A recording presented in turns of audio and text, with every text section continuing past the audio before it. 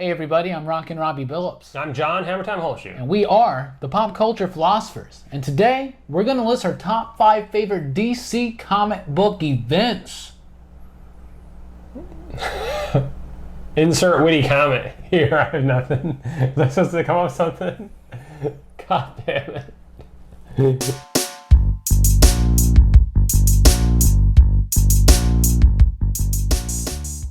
Okay, so we got DC Comics steamrolling through with DC Rebirth. And you know, we here at PCP are loving DC Rebirth. There's a lot of reviews we've been talking about it a lot. So it started having us reflect on prior DC events, big giant things, the 0 hours, the convergences, you know, the invasions, all the crazy giant crossover events. Not the stuff like Death of Superman or Nightfall, but the all DC Universe encompassing events. What are the best ones? What are our favorites?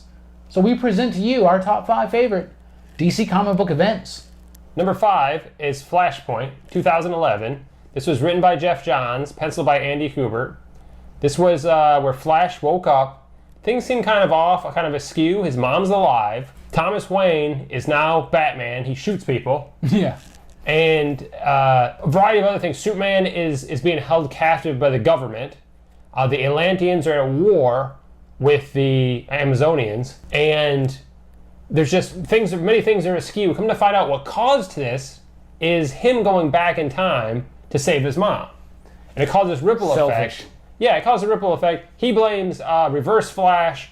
Reverse Flash says, hey man, this was on you. I don't trust Reverse Flash.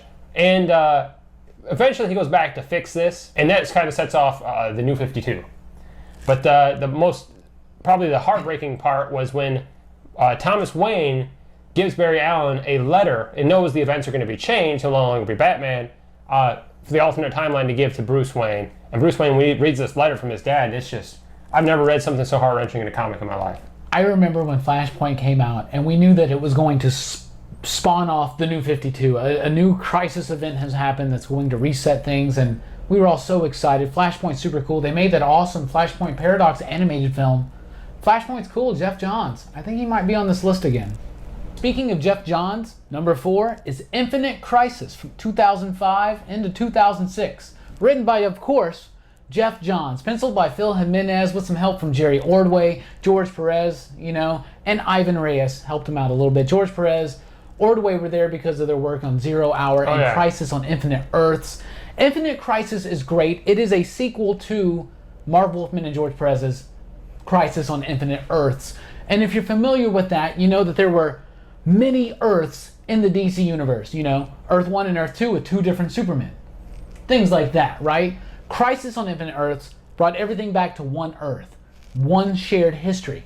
Infinite Crisis showed that some of the survivors from the multiverse, like the Earth 2 Superman, Superboy from Earth Prime, Alexander Luthor from Earth 3, and of course Lois from Earth 2, survived. They thought, you know what, we gave the chance to the wrong Earth, and they decided right then and there that they needed to break free and reset things again. It spawned this great, giant story, and regardless of what you think about Superboy Prime today, he was so amazing, and it's a tragic fall from a hero to a villain in that book. I just reread it. It's fantastic. It's amazing. And it started off with the OMAC Project and Villains United. All these different miniseries led up to it. It was so epic, and the true grandiose sequel that Crisis on Infinite Earths deserved. I enjoyed it. It's great. It's epic. And just the art style, and I have trouble drawing a single character, much less all the characters in DC Universe on every panel. Phil Jimenez does a great job. Yeah, and it's a great book. Its artwork's phenomenal. And another Jeff Johns book, and I think we're going to hear his name again very soon. Number 3 is Blackest Night, 2009 to 2010. This is written by Jeff Johns, pencils by Ivan Reis, and it's Green Lantern. It starts off with the Green Lantern book, spirals into the DC Universe, big epic. Blackest Night is the dawn of the Black Lanterns, and they basically survive on death. So they end up resurrecting all these DC superheroes, killing off even more DC superheroes, and resurrecting them, and building up this giant army of death, and you Giant got zombie. yeah, you got lantern zombie army. you got zombie Batman and zombie Aquaman and zombie Martian Manhunter. You got all these guys. Parents, Superman's parents. Robin's parents. Yeah, everybody Oh my from small to big, if they have been killed off in the DC universe, villains even, because apparently there's a bunch of dead villains underneath the Hall of Justice. Oh, yeah. They're back. So the all the other Lanterns have to team up to stop them, and they actually started converting the Wonder Woman becomes a Lantern. Flash becomes a blue lantern. Flash becomes a blue lantern. Lex Luthor, lantern. as they recruit villains, is they all team up to ultimately become White Lanterns and stop. I believe his name is Crypto. Necron. Where did I get Crypto? Crypto is Superman's dog. That would have been sad if Crypto was a Black Lantern. Anyway, I love this book, John. I'm glad you mentioned it because Jeff Johns had a big impact on Green Lantern. He introduced all the other colors. Of course, we already had Sinestro, but he made Sinestro have a whole core and brought in the red Rage Lanterns and the greedy orange and the hopeful blue and the compassionate violet and then just violet indigo. Anyway, it keeps going and going and going. So many lanterns, the Black Lantern zombies. Dude, it hit the moment right as the zombie craze in pop culture was hitting its apex. It was there, and it was just perfectly timed. Such a great story, so epic. And it's cool to see all these guys fighting each other, even if they're zombie variants. Even if it's zombie Batman, it's cool to see him fight not zombie Superman. Yeah. And of course, the Blackest Night led to the brightest day. Number 2 on the list is 2008 and 9's Final Crisis by my personal favorite comic book writer, Grant Morrison, penciled by J.G. Jones and Marco Rudy. This is a great book. I love this book. It's not the easiest to understand for a casual reader, of course. Not many of these giant DC events are.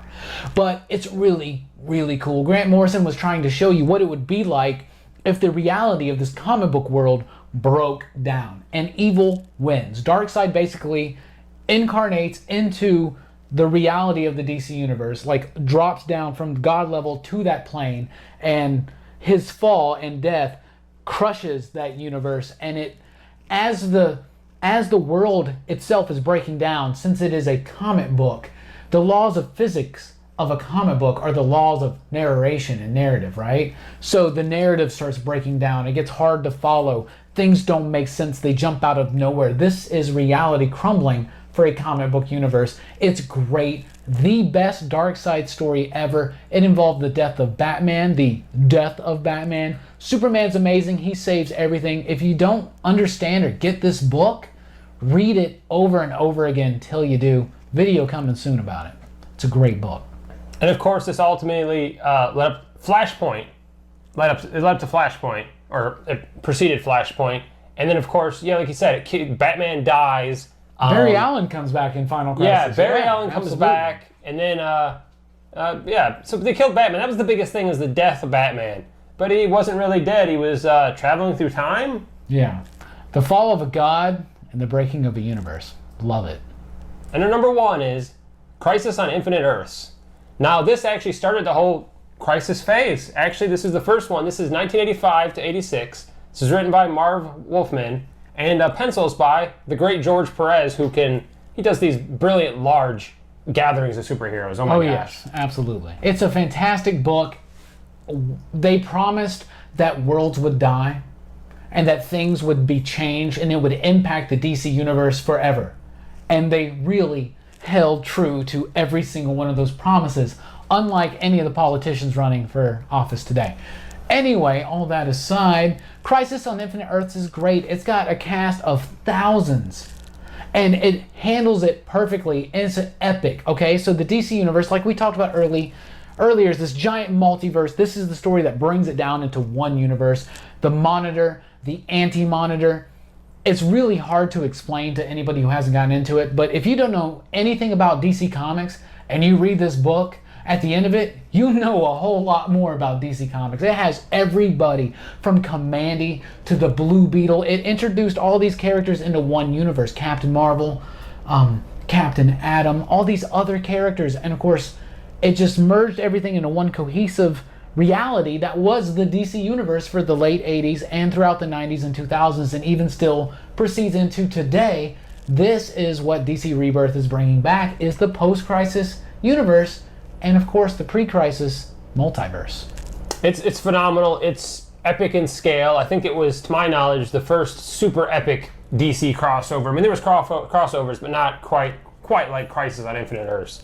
And again, George Perez's pencils. Yes. How can somebody draw 50 different characters in one panel and so well? And there's just so many characters, people that you forgot about in the DC universe, people that were owned by DC but you've never seen a DC book are now there, people you've never heard of that were maybe made up to fill in the gaps. Yes. There's just so much, not content, but just there's so much. There's It's overwhelming. So much. It is overwhelming, and like the story should not have worked, but in Wolfman and Perez's hands, it does work, and it works flawlessly. It still is the most epic comic book event of all time, in my opinion. We talked about it a lot on the DC Comics podcast. Go over to iTunes, Android, our website, popculturephilosophers.com. Check out the DC Comics podcast. Super fun. We talk about a lot of fun, cool DC comic book stuff. I loved doing this list. Let us know down below, what is your favorite DC comic book event? I know we missed some, but I think we really had a good list. Covered a lot. I think so. Anyway, please do like, share, and subscribe to the channel. We appreciate everything. Thanks for joining the army. And I am Rockin' Robbie Billups. I'm John Hammertime Holshoe. We'll catch you on the next video. We are the Pop Culture Philosophers. Deuces. Deuces. Deuce is taking a shit, right? Take shit. Good.